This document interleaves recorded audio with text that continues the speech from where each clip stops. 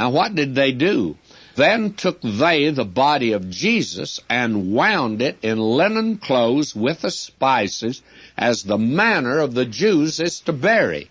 Now, down in the land of Egypt, the children of Israel learned embalming. It is the belief of some that they not only learned embalming down there, but they were the ones who probably perfected the method that the Egyptians had of preserving the body. Because to a child of God, there is that connected with the body of the believer, that we believe whether in the Old Testament or the New, the body will be raised someday of the believer. It's sown in corruption, it'll be raised in incorruption. Sown in weakness, raised in power. And it will be also a glorified body. And for that reason, why, the child of God has always had a particular reverence and care and concern for the body, but nothing pagan about it. Of course, the Egyptians became very pagan in this connection and were pagan in their thought of it. But the child of God has had a care about the burial of his body, but nothing that's been elaborate, and especially like today that we sometimes see many funerals. The whole thought was that the funeral service should bear out the fact that if this person is a child of God, that someday the believers would be with this loved one again. That is always the important thing.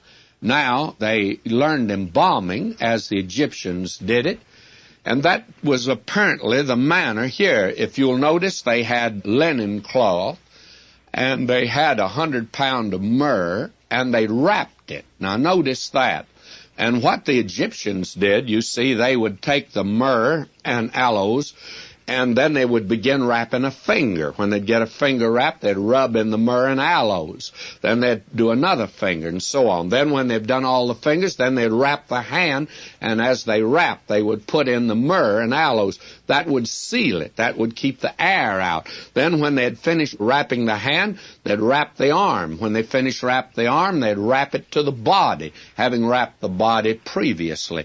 So that, you see, the body was made of well over 100 pounds, more than it actually weighed at the very beginning. In other words, and again I want to say I'm not being irreverent, they made a mummy of the Lord Jesus, and that is something to keep in mind in reference to the resurrection. Now we're told, now in the place where he was crucified, there was a garden, and in the garden a new sepulchre, wherein was never man yet laid.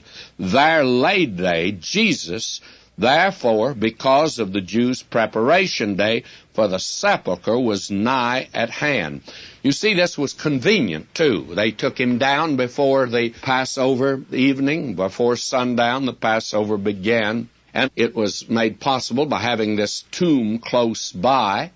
And they put him in there, and it actually wasn't concluded, because you'll recall that on the first day of the week, the women came with more myrrh, and they intended to put that in the body.